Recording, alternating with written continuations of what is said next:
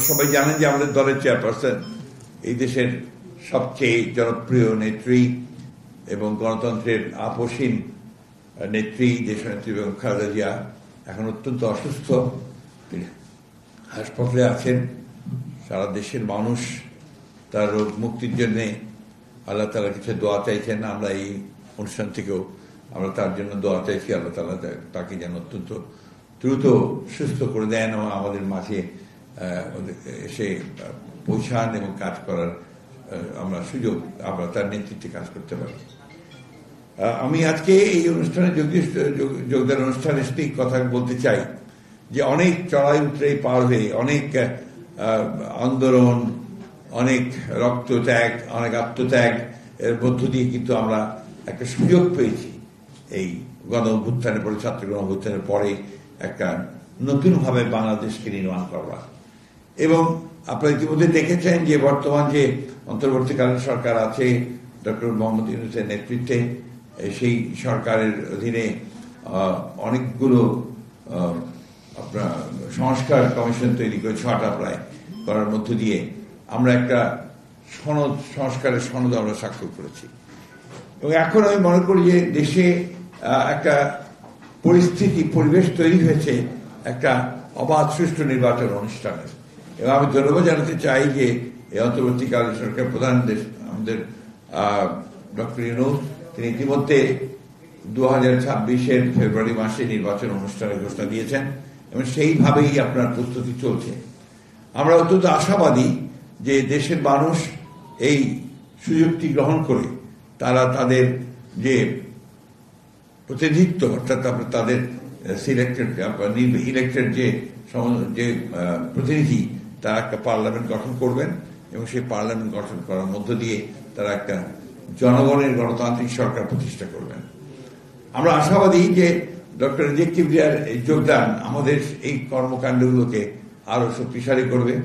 আপনারা জানেন ইতিমধ্যেই বিএনপি আমাদের ভারপ্রাপ্ত চেয়ারম্যান তারেক রহমানের নেতৃত্বে আমরা অনেকগুলো কর্মসূচি ঘোষণা করেছি এবং আমরা সবচেয়ে বড় জিনিস হচ্ছে যেটা যে আমরা তার নেতৃত্বেই এই আন্দোলন করেছি দীর্ঘ 15 বছর এবং আমরা আগামীতে তার নেতৃত্বেই বাংলাদেশে জনগণ যদি আমাদেরকে সমর্থন করে আমরা বাংলাদেশের সত্যিকার অর্থেই একটা গণতান্ত্রিক, অর্থনৈতিক দিক দিয়ে সমৃদ্ধ একটা রাষ্ট্র নির্মাণ করতে চাই।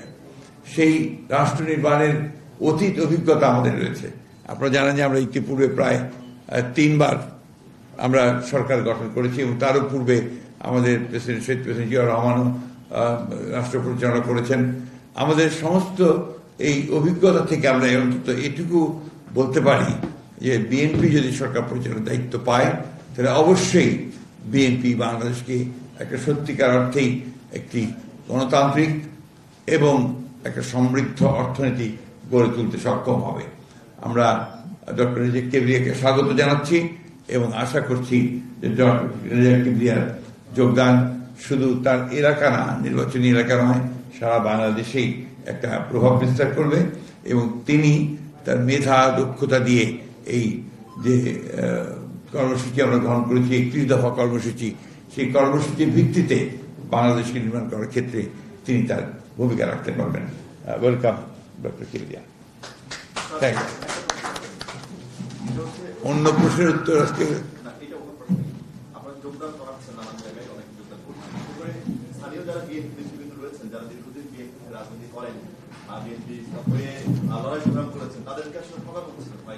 এটা একটা ভুল একটা শব্দ আপনি ব্যবহার করলেন।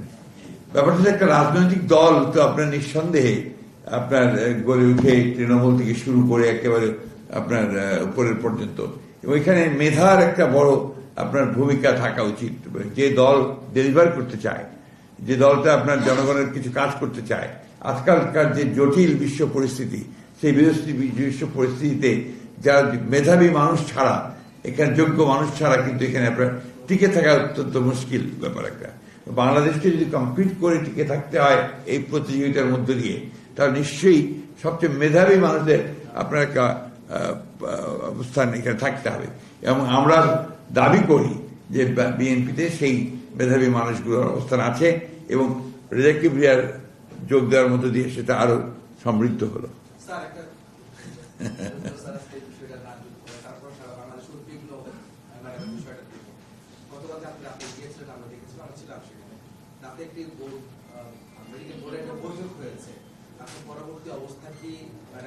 এটা আপনার তার মেডিকেল বিষয়গুলো তো আপনার ওখানে ডক্টর জাহিদ দায়িত্ব দেওয়া হয়েছে, তিনি এটা আপনাদের সামনে নিশ্চয়ই আজকে বলবেন।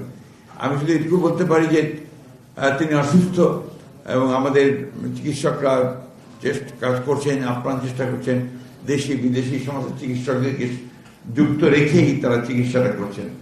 এবং আল্লাহ তাআলার কাছে আমরা সবসময় গোটা দেশবাসী এই দোয়া করছি যে আল্লাহ তাআলা তাকে যেন সুস্থ করে দেন, তিনি সুস্থ হয়ে আমাদের মাঝে আসেন। Thank you. No more question from that please. আমি এই বিষয়ে আপনাকে প্রশ্নের উত্তর দেবো না, এটা ডক্টর জাহিদ দেবেন যত সময়।